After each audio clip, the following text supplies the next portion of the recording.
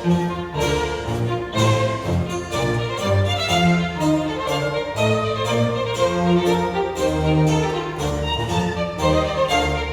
et bonum, salve, and welcome to the Classic English Literature Podcast, where rhyme gets its reason. The sharper among you may have noticed that there is a significant body of medieval literature that I've hardly even mentioned in this podcast. In fact, I don't believe I've mentioned it at all. It's called didactic literature, and its purpose is, as the name indicates, to instruct.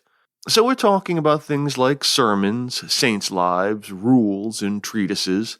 Generally, these were religious in nature, designed to intellectually elucidate the nature of God and of human duty to Him. Now, if I'm honest, they're of limited interest to a general audience. They're rather unidimensional, and for lack of a better word, they're kind of preachy. Very informative, valuable as cultural artifacts, but not very sexy for a thrusting podcast. There is one, though, that is particularly germane for today's episode. It's called, variously, the Ancrena Visa, or the Ancrena Rule, and it's a Middle English manual for the monastic life of anchoresses composed in the early 13th century for three sisters.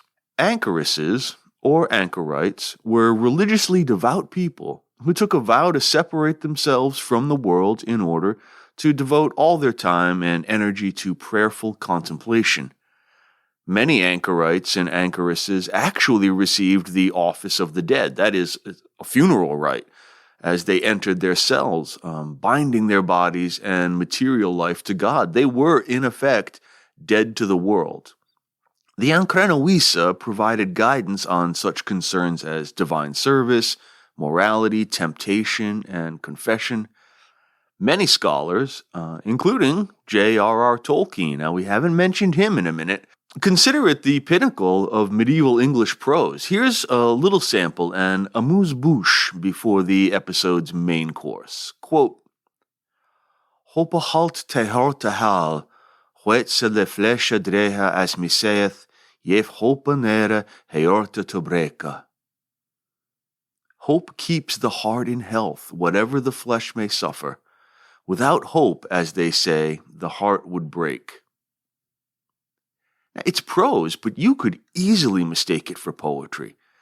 It has a very pleasing, almost lilting rhythm, especially that first phrase. Note how the vowel sounds move up in the mouth at first and then retreat back in the second. O to A to E, then E to A. Hopa halta te hirota hal. It's great. And then that leads eventually to the end of the whole sentence with that cracking K sound, to breca. And the alliterative H's throughout the whole thing, they kind of force like an exhale, a releasing of breath that supports the meditative, optimistic sentiment of the line, which exhorts us to one of the cardinal virtues, hope. And hope is the great underlying theme today. Interestingly, we can also see the interpenetration of the rise of courtly love poetry and romance with the renewal of personal monasticism seeking a more direct communion with God. Now, when he set down his rule for monastic communities in the early 6th century, St. Benedict of Nursia employed a military metaphor. Here's a quote from his rule. They have built up their strength and go from the battle line in the ranks of their brothers to the single combat of the desert. Self-reliant now, without the support of another, they are ready with God's help to grapple single-handed with the vices of body and mind. Right, so the idea of being a monastic and anchoress is like single combat with the vices of heart and mind. It's a really interesting idea. And the Ancrena Visa includes a section called The Parable of Christ the Lover Knight. And it's a brief allegory in which a hard-hearted young lady, beset by her enemies, disdains all the lavish gifts, protection, and love offered by a handsome king. Finally, that handsome king says, quote, Dama, Thu art I weret unt dina van beoth se stronga that tuna macht nana wis withuta mi sucrus et flean hera honden, that hane don they to sheoma death after all the wena. I shul for the love of the Naoma that fet up o me ant aruda the of ham that thee death secheth. Ich watha to sotha that each shall bit human ham Naomin deathes wunda. And ish hit wula heot lidsha forter ofgan thin hjorta. Nu thena beseech each they, for the love that each kutha they, that to love me land hyre efter the ilka dere deed, when thou naldest leaves. These king doda all these, oroda hira of halle hen van, and wes himself to wondria ye took it, and is slain on enda, for miracle aras tha from death to leva. You are under attack, lady, and your enemies are so strong that without my help there is no way that you can escape falling into their hands and being put to a shameful death for all your troubles. For your love I am willing to take on that fight and rescue you from those who are seeking your death. But I know for certain that in fighting them I shall receive a mortal wound, and I will accept it gladly in order to win your heart. Now therefore I beg you, for the love I am showing towards you, to love me at least when this is done, after my death, although you refused during my life. This king did just as he had promised. He rescued her from all her enemies, and was himself shamefully ill-treated and at last put to death. But by a miracle he rose from death to life. Right, okay, so Jesus is the king who gives his life to secure our souls, the lady's love, yeah? Might seem weird that the pacifist and chaste Christ is portrayed as a chivalrous lover, but there is a passage in St. Paul's letter to the Ephesians that makes the case a bit more plausible. Here it is from the 14th century Wycliffe Bible. Therefore take ye the armor of God, and ye be able to against stand in the evil day, and all things stand perfect. Therefore stand ye, and be girded about your loins in sooth fastness, and clothed with the habergeon of righteousness, and your feet shod in making ready of the gospel of peace. In all things take ye the shield of faith, in which ye be able to quench all the fiery darts of him that is most wicked. How do we justify Christ as a lover? Well, listen on, and you shall hear. As I said, hope is today's great underlying theme, and so the Ancrena Wisa provides context for this episode, and I think it's an interesting one, and it's a bit off our usual path. Today we'll take a look at two of the most influential and historically significant works of medieval literature, the Book of Showings by Julian of Norwich, and the Book of Margery Kempe by, wait for it, Margery Kempe. These are texts by medieval women, speaking in their own voices, and I think this is the first time we've had this. Now, yes, there is the slight possibility that the Anglo-Saxon Wife's Lament that we looked at recently may have been from a female poet, but that is speculative at best. With today's books, we know that we are indisputably hearing medieval women speak of their own personal experiences. And what experiences? These books deal with mysticism. No, not hokey sideshow tent seances or street-side palm readings. No quartz crystals or incense. These popular conceptions of the mystical have led scholars away from the term mysticism because of the derogatory associations they give to, well, especially female, religious experience. Now, I'm going to stick with the term mysticism for this podcast because I think it best explains the phenomenon to a wide audience.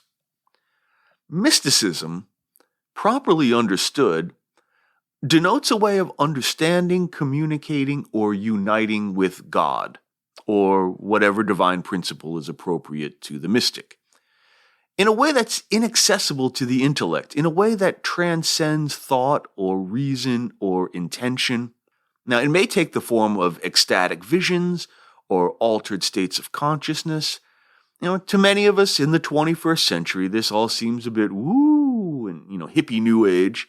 But many peoples throughout history have recognized alternate ways of knowing and experiencing the divine, and skeptical or not, I think they're fascinating to read.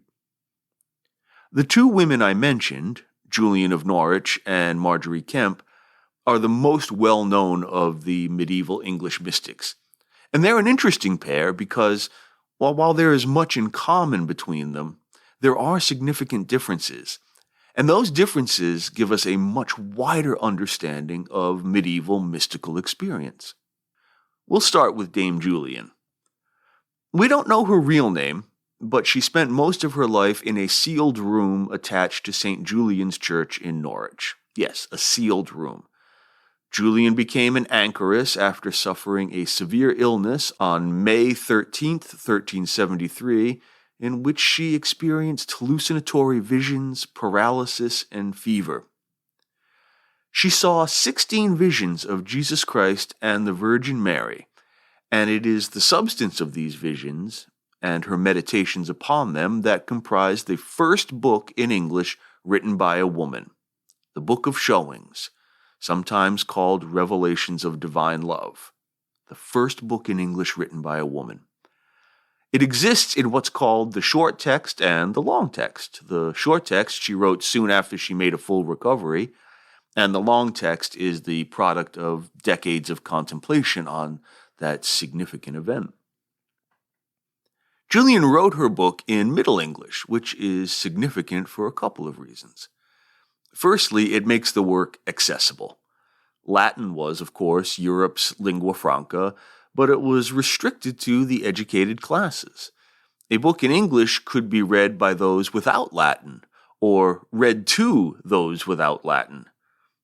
Also, writing in the vernacular allows for a better communication of the very personal nature of her encounter with the divine. We understand that Julian addresses the entire faith community, not just the clergy. Additionally, her language is quite tactile. The text abounds in the adjective bodily. She refers to her bodily sickness that preceded the visions, which she calls bodily visions. That is, there's a palpable physical presence, not just some ghostly apparition. She makes continual references to the sense of sight, using her, quote, eye of understanding, a physical sense. She describes Christ wearing the crown of thorns, quote, I saw the red blood running down from under the crown, hot and flowing freely and copiously, a living stream.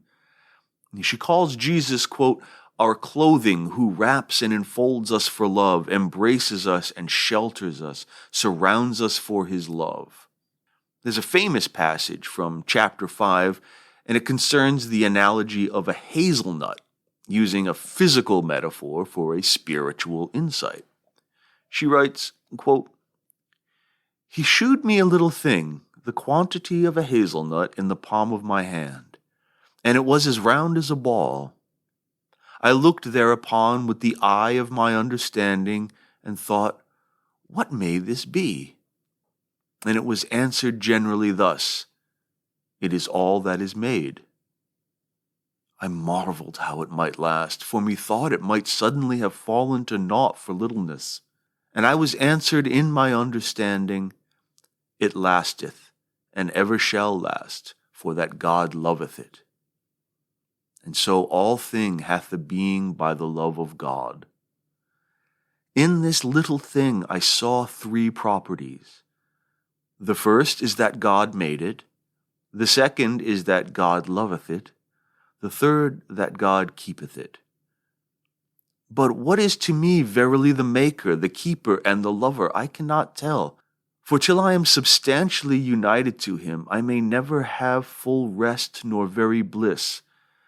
That is to say, till I be so fastened to him, that there is right naught that is made betwixt my God and me.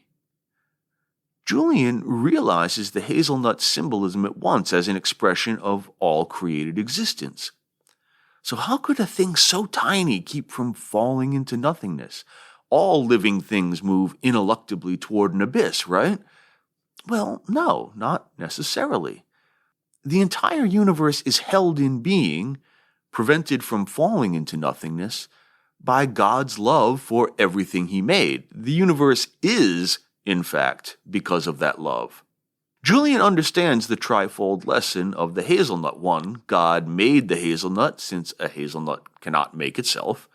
2, God loves the hazelnut because they're delicious, right? Frangelico, Nutella, come on. God must love all he made because otherwise he would not make it. Therefore, all creation is essentially good.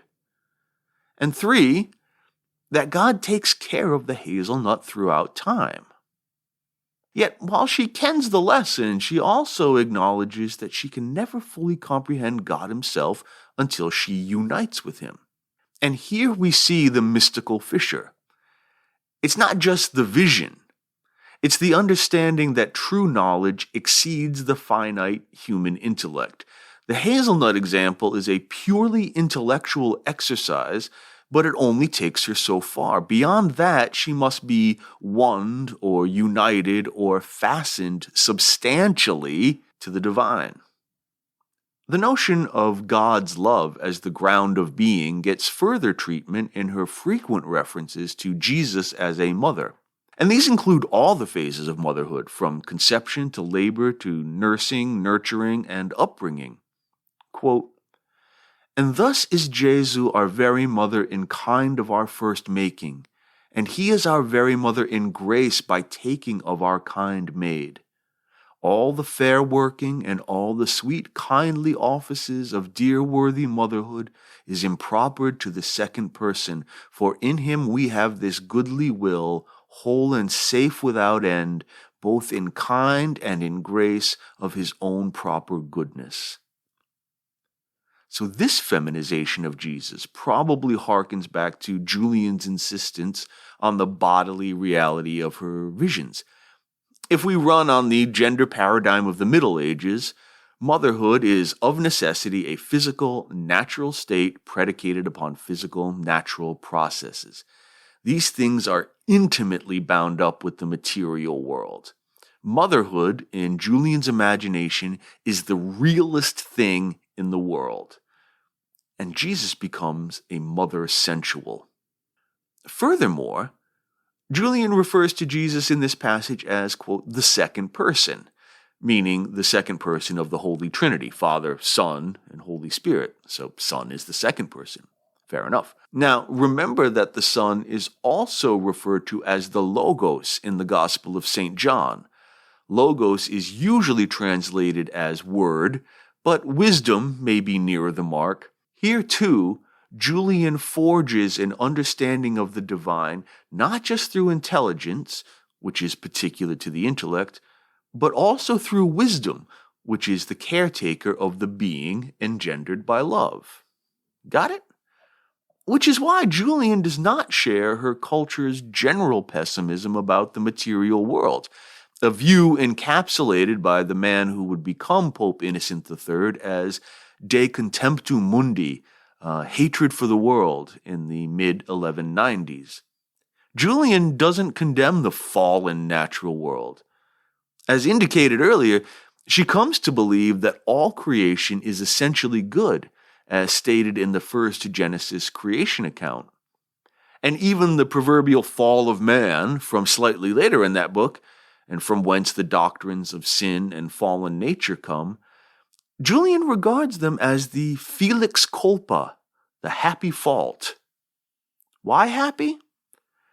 Because the original transgression of Adam and Eve, which introduced sin and death into the world, culminates in the salvation and redemption secured by Christ's sacrifice on the cross. Paradoxical? Yes. A bad thing results in a good thing that wouldn't have been necessary without the bad thing. But maybe the good thing is a capital G, capital T good thing, and so outweighs the catalytic little b, little t bad thing. In the philosophy of religion, this is called a theodicy, a justification of God's goodness in the face of evil and suffering. Julian begins, as most of us do, I suspect, with wondering why a good God would permit sin and suffering, the perennial problem of evil that has vexed many a believer. She wonders why, quote, through the great prescient wisdom of God, the beginning of sin was not prevented. For then it seemeth to me that all would have been well. But then she calls this folly. Because Jesus answers in what is probably the most famous quote from the Book of Showings, sin is behovely, but all will be well, and all will be well, and every kind of thing will be well. He means that sin is necessary, that it isn't a mistake or a bug. It's actually the mechanism by which God makes his love manifest. Now, this seems an echo of St. Paul's letter to the Romans. Quote, we know that all things work together for good for those who love God, who are called according to his purpose. So, God uses sin and suffering to bring about the greater good, theodicy. St. Paul concludes that nothing, quote, will be able to separate us from the love of God in Christ Jesus our Lord. That is the meaning of all will be well, and why Julian repeats it 3 times, or has Jesus repeat it 3 times. This optimism in the fallen world marks a wave of what scholars call affective spirituality, which emphasizes the humanity of Jesus Christ and an experience of him through a heightened sensual experience. This wave probably resulted from a swelling of disaffection from the institutional church, the kind of disaffection we've noted in the works of Langland and Chaucer and others. But here the point is not satire or invective. Rather, it's a call for that institution to broaden its acceptance of divergent religious expression. In 1413, Julian received a visit from Margery Kempe, a woman from a rather bourgeois family of merchants, mayors, and members of parliament.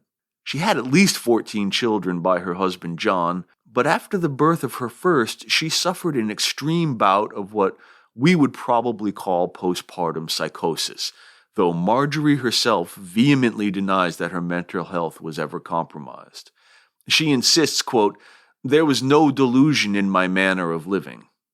During that 8-month period, she had visions of tormenting demons tempting her to suicide and damnation, but she also engaged in intimate conversation with God, Jesus, Mary, and others. These visions continued throughout her life, leading to a radical alteration of her lifestyle. She became the uber pilgrim. She embarked on frequent and extensive pilgrimages to Jerusalem, Rome, Compostela, Norwich, and any place you can imagine. She came to Julian to ensure that her visions were heavenly and not infernal, and she eventually convinced her husband John to join her in a celibate life. I must say, he was a rather understanding bloke. But, after 14 kids, I don't know, a sort of born-again virginity, I suppose. Yet, despite this, the description of her visions are quite corporeal, like Julian's, quite tactile, but Margery's often veer into the erotic. There's almost a sexual passion in her contact with Jesus. Now, interestingly, she writes in the third person, referring to herself as a creature, a means by which she emphasizes her subordination to God the Creator. So she describes how Jesus ravished her spirit, and he exhorts her to, quote, call me Jesus, your love, for I am your love and shall be your love without end. He almost seduces her, saying, quote, I must be intimate with you and lie in your bed with you. Daughter, you greatly desire to see me, and you may boldly, when you are in bed, take me to you as your wedded husband. God even tells her, quote, daughter, you are sucking even at Christ's breast. Whew! Steamy. And a bit odd, yeah? That last sucking line seems to me simultaneously erotic and maternal. We've already seen how Julian has feminized Jesus. Margery does also, while at the same time casting herself variously as his daughter, his lover, and his wife. So we have a multivalent, intensely intimate relationship here. And she usually uses informal pronouns when addressing Jesus. She calls him thou and thee, while she uses the formal ye when addressing John, her husband. I think there's a lot to say there. Unlike Julian, however, who divorces herself from the world, Margery embraces something of a living martyrdom. She clothes herself in white, which required special ecclesiastical permission, and she cries, yowls, hoots, and howls incessantly. She vicariously experiences Christ's pain on the cross. She is overcome by sorrow and fear and is very, very demonstrably emotional. People start to find her annoying. One woman threatens to bring a bundle of sticks to burn Margery, but she finds strength in Christ's urging, quote, "Yes, daughter, the more ridicule you have for love of me, the more you please me." Allow me to say that I think this relationship is beginning to show signs of alarming toxicity.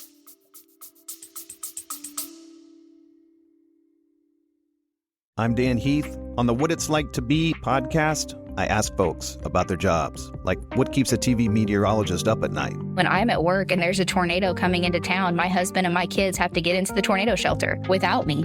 What keeps a welder driven? I never am satisfied. I always know I can do better. And what keeps a hairstylist on her toes? I know she likes that Halle Berry haircut, but she doesn't look like Halle Berry. Find out on What It's Like to Be, wherever you get your podcasts. But when Margery visits Julian of Norwich for counsel, the anchoress agrees. Quote, "Set all your trust in God and do not fear the talk of this world, for the more contempt, shame, and reproof that you have in this world, the more is your merit in the sight of God." Really, though? I mean, throw a dog a bone.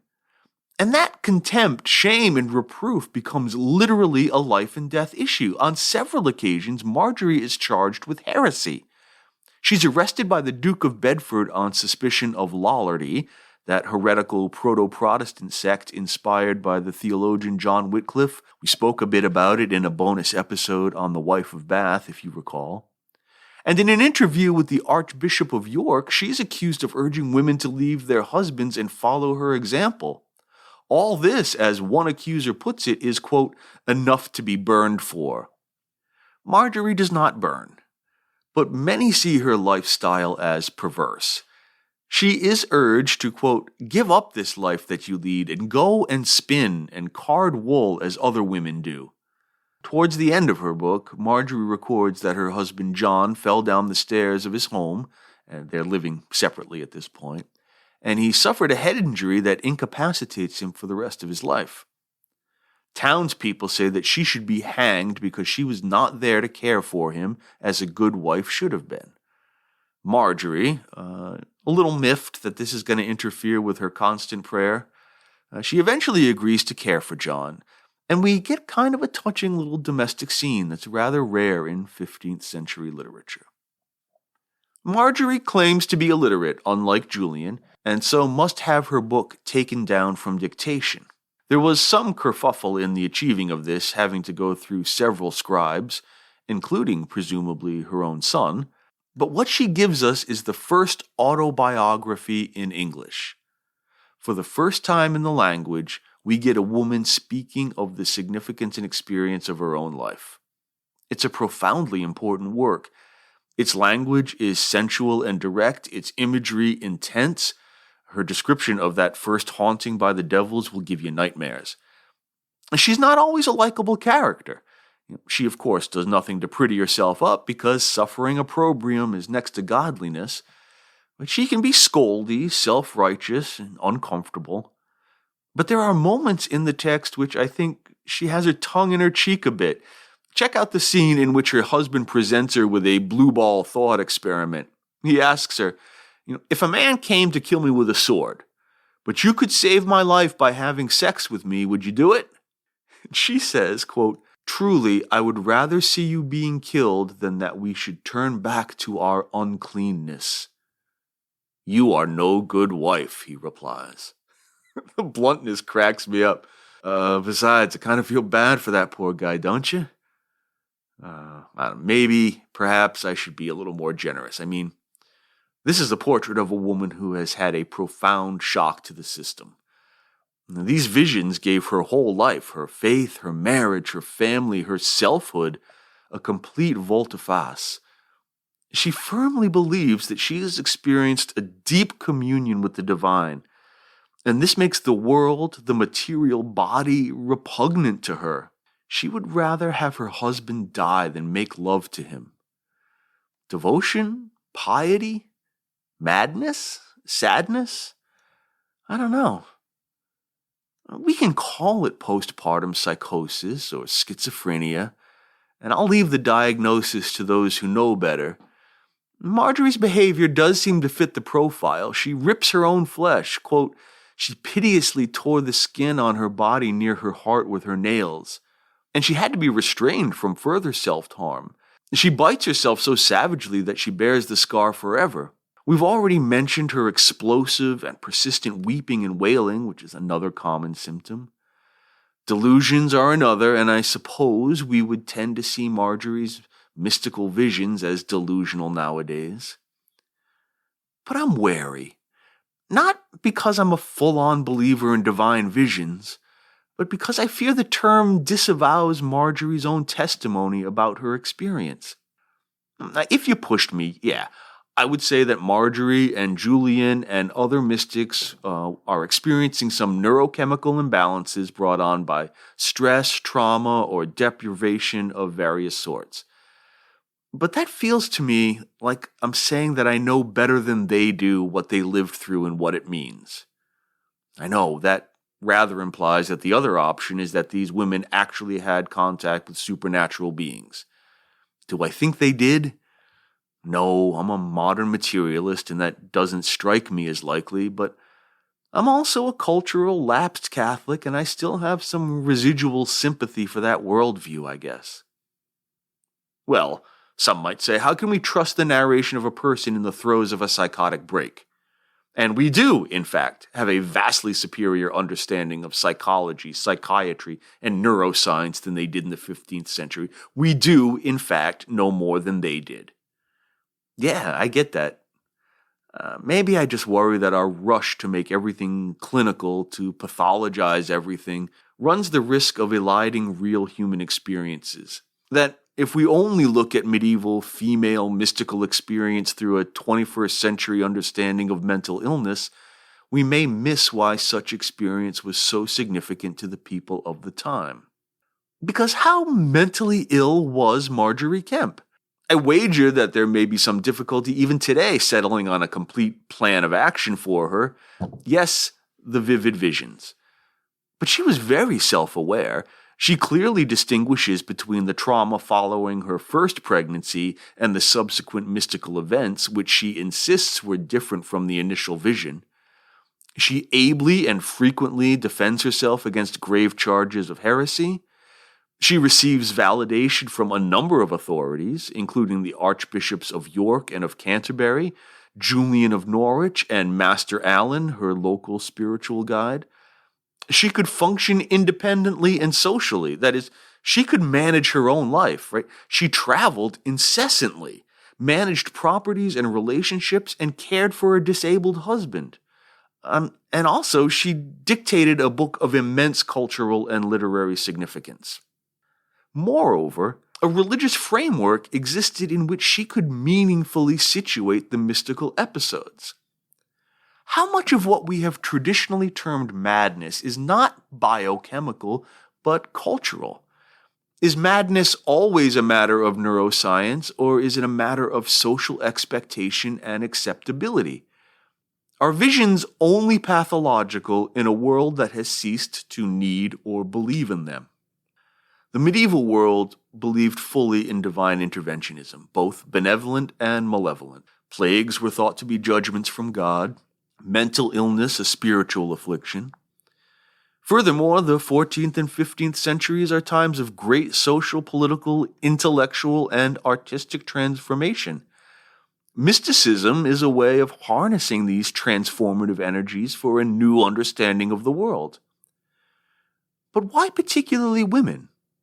There were, of course, quite a number of male mystics in England and on the continent, names many know today, like St. Francis of Assisi.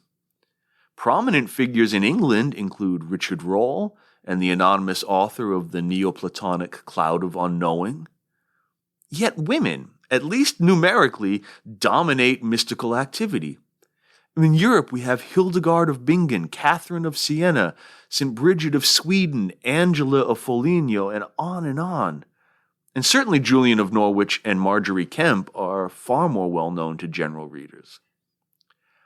I think that mysticism found a way to harness the medieval world's misogynistic dismissal of female ways of knowing and turn them into constructive and vibrant ends.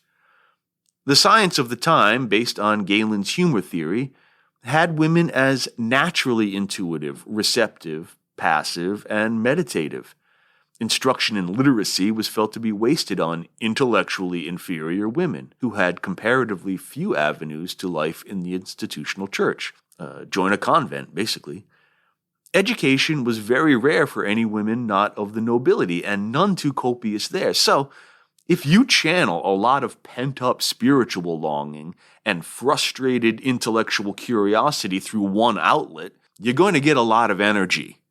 Maybe there's something of a felix culpa here, that sexist ignorance allowed for the flourishing of female mystical expression, teaching, and literature.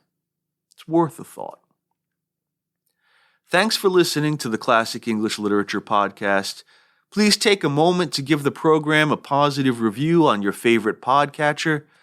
Consider a financial gift if you'd like to help support the show, and follow the podcast on all fine social media platforms.